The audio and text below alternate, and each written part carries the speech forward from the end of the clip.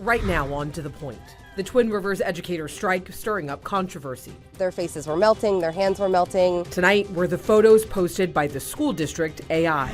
California oil refineries threatening to leave the state over more proposed regulations. Tonight, why Nevada's governor is joining calls to stop changes. In the crowded race for California governor, state Democrats launch a new poll they say will help keep voters informed. And a viral video raising questions about California's ballot initiative signature process. They turned on the light in my head like, that's not legal. It's now causing the Secretary of State to get involved. Hundreds of teachers walked the picket line today in two districts in the Sacramento region. As always, thank you so much for joining us. I'm Alex Bell. For the first time ever, teachers in the Natomas Unified School District are now on strike. Picket lines went up at North Natomas Regional Park this morning. On Monday, the superintendent says the district proposed a 4% salary increase, meaningful improvements to health benefits, and the option for a fully funded healthcare plan. The union says they are asking for competitive wages to keep educators long term with an average of about a $90,000 salary, and after having more than 100 teachers leave the district just last year. If you look at your surrounding districts, that's far below what other districts are offering teachers. So it's really unfortunate. Look, going back to the district can reprioritize their resources to keep educators here. The president says they plan to stay on the picket lines until they get a fair agreement, but they say they are asking the board to tell the district to negotiate in good faith. Well, it was day 4 of the strike in the Twin Rivers Unified School District. Educators began striking last Thursday after contract negotiations stalled following a state fact-finding process meant to help both sides reach an agreement. The two sides met today at the request of Assemblymember Maggie Krell, but it's unclear how those talks went. And the Twin Rivers Unified School District is offering a 2.5% salary increase in year 1 and then a 2.21% increase in year 2. The salary increases would be retroactive to July 1st, 2025. They are also offering full family health care coverage with zero employee cost. Tonight, educators and the community are rallying at the Twin Rivers Unified School District office. That rally happening ahead of the Twin Rivers School Board meeting where parents were encouraged to speak. This is a live look at that meeting tonight. We are told that it's getting pretty heated ahead of this meeting. We do have a crew there right now. Of course, we'll bring you more updates on this meeting on Late News tonight at 11. Meanwhile, a Reddit thread with hundreds of comments claims Twin Rivers used AI-generated images to show students in the classroom during the strike. So, of course, we investigated this. ABC10's Becca Hotbecker joins us live in studio. Becca, let us know what you found. Alex, I don't want to bury the lead here. Our investigation determined the images are not AI. The district shared the original files with us, and I dived deep into the metadata. But what ended up in the district's Facebook post are distorted versions of those originals. At first glance, this Facebook post from the Twin Rivers Unified School District, published 12:45 Monday afternoon, looks normal, showing kids in the classroom during the teacher strike. But a closer look reveals distortions, as Twin Rivers teacher and parent Christina Hawthorne told ABC10 on the picket line Tuesday morning. They posted pictures of students in classrooms that seemed to look like AI. Their faces were melting, their hands were melting, same water bottles. There was a water bottle that looked like it had a rat in it. So they're not addressing the children learning at all right now. Indeed, some students' faces appear misshapen or not really there at all. A clock on the wall has gibberish instead of numbers. A kid's hand seems to melt right into a toy on the playground. And here's the alleged rat in the water bottle. A Reddit thread calling it out has more than 220 comments, and the district's Facebook post itself has 180, including nice AI smushed up faces in that last one. The AI is sending me, and that, my friends, is how you know there's a problem. And on this one, somebody commented, "This picture appears to be from years ago. I knew these students when they were little, and I retired 8 years ago." So we asked the district if the images are AI generated or outdated. A spokesperson told us in part those claims are false. The photos were taken by staff with cell phones during the school day at 2 sites on March 5th and March 9th. Many cell phones automatically enhance photos to make them look better, which can sometimes add strange marks or effects. The photos were also sent to us through email, which additionally compressed the files, reducing the image quality. We are providing you with the original photos with metadata for comparison. We downloaded the original 8 photo files and first compared them visually. Everything wonky about the images in the Facebook post are clear here. The faces, including the clock face, the kid's hand on the toy. Even the rat looks more like an image of the background bent through a full water bottle. 7 of the 8 files had GPS data. The ones showing the older kids are placed at F.C. Joyce Elementary, a TK through 8th school in Twin Rivers. Those are dated between 12:36 and 1:20 on Friday, March 6th. The 3 with GPS were taken on an iPhone 12, the other on an iPhone 13 Pro Max. The ones showing the younger kids are located at Woodridge Elementary, which is preschool through 6th grade. Those are dated between 9:31 and 10:14 Monday morning, all taken on an iPhone 13 Pro Max. The district's Facebook post was published 2.5 hours later. The only discrepancy between the district's response and what we found is the date. A spokesperson said they were taken on March 5th and 9th. Metadata shows they were taken on March 6th and 9th. The teacher strike started on March 5th. By our investigation, the photos are real, but whether in the transfer or upload process or both, they became distorted. I asked the district spokesperson whether anybody had reviewed the post before publishing. She did not answer that particular question. Alex? All right, Becca, thank you. And teachers aren't the only ones striking. Out in Solano County, public defenders are on strike. They said that they voted to strike after months of failures by the county to bargain in good faith. They were joined on the picket line by district attorneys who are in the same union. The group is asking for what they call a necessary equity increase to ensure that experienced, highly skilled public defenders and district attorneys can continue to work in the county and also keep communities safe. We were watching our young attorneys leave for other counties so they could make more money doing less work and pay off their student loans before they even have a chance to become experienced prosecutors here in our office. We reached out to Solano County for comment, but we have not heard back yet.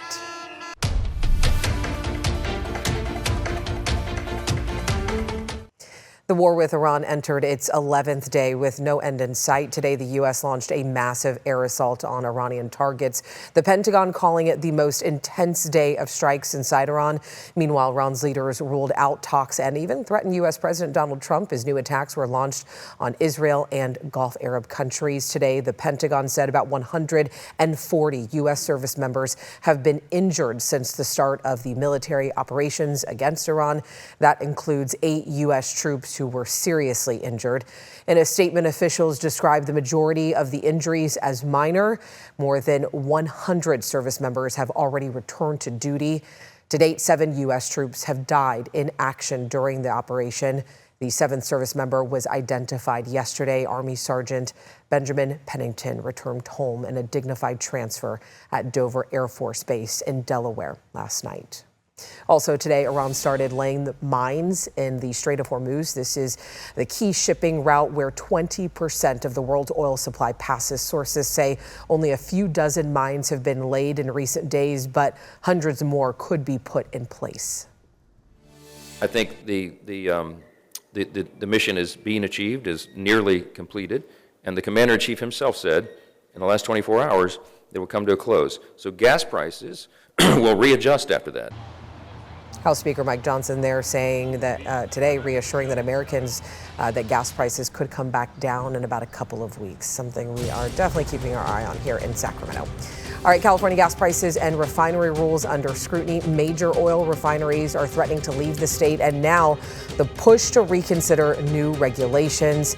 And then we go out to a viral video that is causing some serious outrage. The allegations that people were paid to sign a California ballot petition with names from a list. And high pressure is building in. This is going to send our temperatures climbing, and certainly for next week, we're talking about the potential for record highs. We'll talk more about that after the break. Well, today felt like spring, but as I was just talking to Brendan, he said do not get used to it because things are definitely going to be warming up. With a look at your forecast, here's meteorologist Brendan Minchef. Yeah, hot. That's where we're going. So 72 today in Sacramento, 71 in Stockton, 73 in Modesto. The coolest day for the foreseeable future, and yet we were still running about 5 degrees above normal for early March. 72 makes it on the board for warmest days of the year so far, but all these days are going to drop off as we go through the weekend and next week. Temperatures climbing towards summer-like as opposed to spring-like. 70 in Sacramento right now, 68 in Stockton, 69 in Modesto, 62 Jackson, 50 in Tahoe, and 52 in Truckee. Still plenty of sunshine downtown, 70 degrees with a little bit of a wind, about 7 miles per hour out of the west. Temperatures dropping through the 50s towards midnight, and then we'll start off in those middle 40s Wednesday morning. 46 in Sacramento, 46 in Stockton, 46 in Modesto as well, 45 in Vacaville, 43 in Fairfield, and similar temperatures in the foothills, 20s to about 30 in the high country. Wednesday afternoon, as you can see, the warming begins. We're back in those mid to upper 70s in the valley. That is 10 degrees warmer than normal for this point in the year, but it only gets warmer from there. We're back into those upper 70s and then about 80 degrees as we go for the rest of this work week and into the weekend. And speaking of the weekend, well, now we're in those low to mid 80s, 15 to 20 degrees above our normal high temperature of 66 and 67 degrees. All because this high pressure is building in and it will stay there through next week. So we're talking about record highs, not just here in Northern California, but across a lot of the southwestern United States. So we have a weather impact alert from Sunday through most of next week. Record March heat, and be ready for hot days, not just spring hot days, but really May hot days. We're talking about mid to upper 80s, some low 90s possible, about a 50 to 60% chance of hitting 90 degrees through next week. So we look at the next 10 days here. Weather impact alert Sunday through Wednesday for now, but look at the daily high temperature records there in the navy blue. We are going to be well above that. Alex? Just when I was enjoying the cooler weather. All right, Brendan, thank you. Right after the break, in the race for governor, California Democrats launch a new costly poll to track the candidates ahead of the June primary. We'll take a look at that. And then the growing community of West Roseville. Tonight, we're going to give you a preview of our half-hour special highlighting the new homes, businesses, and some challenges. Welcome back in. Tonight, pressure is growing to reconsider newly proposed state regulations on California oil refineries as major oil companies threaten to leave the state. Some Assembly Democrats and the governor of Nevada are now joining calls to hit the brakes over possible instabilities. ABC 10 State Matters political reporter Jenny Huh explains the concerns. I don't know what more of an alarm bell do you need to have 2 refineries shut in less than a year in the state of California. They should declare an emergency. We truly need to protect what we have. Protect our in-state refining, protect the in-state production. Even with the soaring gas prices nationwide with the conflict in Iran, Californians continue to pay the most in the nation for gas. But Republican legislators and the petroleum industry say state regulations under the climate agenda of zero emissions by 2045 have put California in an especially tough spot. There have been decades of policies that have really led to the position that we're in right now. There's a lot of things, insurance costs, labor costs, a lot of things in California are a lot more expensive. The California Air Resources Board, or CARB, wants to amend its Cap and Invest program, which allows polluters to pay for credits to continue operations in state. Some of that revenue is offered as rebates to Californians. The amendment proposes fewer permits for higher fees moving forward. This is a really flawed policy, Jenny. Chevron, PBF, and Marathon Petroleum have all written letters of opposition saying refineries would be forced to reconsider operations in-state since foreign oil importers don't have to pay the Cap and Invest fee. And a letter from the governor of Nevada, a state reliant on California for gasoline, diesel, and jet fuel. That tells you how important this issue is, not only for California, but for Nevada and Arizona, too. Assembly Democrats who say they were largely inspired by letters of opposition also wrote a letter of opposition to CARB. What we know we do not want is our regulatory environment creating additional costs for consumers. Democrats write, quote, an energy transition that outpaces infrastructure readiness risks creating chronic supply imbalances and long-term market instability. But these very legislators voted last year to renew the Cap and Invest program. We asked. And what it looks looks like out in the real world. And so we need to take a step back. Let's have those conversations. CARB has reiterated, quote, the Cap and Invest program is the most cost-effective way for California to achieve its statutorily mandated climate goals. The legislature says meet these goals, and so then they back into how to meet those goals. Democrats now say if they need to revisit the state's timeline for zero emissions by 2045, they'll do it. I don't want to leave anybody behind in these goals. So if they need to be adjusted, I'm happy to have that conversation in the legislature. I will be flexible with it, but I think more conversation needs to happen. Jenny Ha, ABC 10. Tonight in the race for California's next governor, the state Democratic Party says it is now launching a series of polls to track candidate performance, both Democratic and Republican, ahead of that June primary that we've been talking a lot about. The party is calling it a voter index. It comes after the state party chairman, Rusty Hicks, called on lower performing candidates to drop out of the race so they don't split the vote and allow 2 Republicans to advance to November. Out of 9 top Democratic candidates, only Ian Calderon dropped out before that filing deadline, endorsing Congressman Eric Swalwell instead. Multiple candidates, 8 candidates, have decided to file for the ballot. And now that they are on the ballot, they have the opportunity to prove their viability, to demonstrate their viability and path to win. Hicks says that these party-packed polls will cost hundreds of thousands of dollars, adding that while he doesn't lose sleep over a potential Republican gubernatorial race in November, the down-ballot implications of not having a Democrat at the top of the general election ticket would be significant in terms of voter turnout. The results of the first polls expected in 2 weeks. And be sure to check out our profiles of those top 8 Democratic candidates for governor. You can stream them all on the ABC 10 Plus app. And we are also working to sit down with the Republican candidates as we continue our coverage in the race for California's next governor. All right, a video making its rounds on social media appears to show people getting paid $5 to sign a ballot initiative, and it has people really criticizing the signature gathering process. Take a look at this video. This was posted on X by JJ Smith, who tells us that he saw this happen in San Francisco. He says that he noticed a line of people waiting to sign what appears to be ballot initiatives at a table. One of the people in line tells him that you can receive $5 if you sign the petition. Now, in the video, a woman behind the table appears to tell people what name and address to sign on that petition. Smith says the entire encounter made him question the legality of the process. They was coaching them to what name they signed, what address, and what city. And right there, that rang the bell in my head. Is like, they turned on the light in my head like, that's not legal. Why not sign your own name? Building a Better California is a policy organization who says this was one of their campaign documents that was being signed. A spokesperson with the organization says they are outraged and do not tolerate this type of fraudulent activity in the signature gathering process. The campaign will reject any petitions that are received from that circulator. The California Secretary of State says that it is reviewing this matter and reiterates that it is illegal to give money in exchange for signatures, and it is a crime to sign or file petitions that is known to have forged names. So just don't do it. Right after the break, a look at our half-hour special highlighting a growing area of Roseville. The western part of the city of Roseville is growing fast. Thousands of homes are planned or under construction. Traffic is increasing and schools are stretched. Thursday on To The Point, we are looking at what's being done to help keep up with demand in West Roseville. And on that note, I want to go ahead and bring in ABC 10's Jeannie Nguyen, who spoke with residents in a neighborhood development called Amoroso Ranch. Amoroso, okay. Sorry, the spelling looks a little weird. It's located off Westbrook Boulevard near Blue Oaks Boulevard. And Jeannie, what can you really tell us about this neighborhood specifically? Well, Alex, this neighborhood is growing and it's attracted a lot of families, especially families with young children. And I want to read off some notes that the developer, Brookfield Residential, provided to me. You know, as of last month, they've sold 387 homes. And the plan is to have, when at full development, 1,800 homes and nearly 500 apartments. And when they sell the entire neighborhood, that is projected to happen towards the end of 2032. So one of the major selling points for families is education, you know, a plan for a school.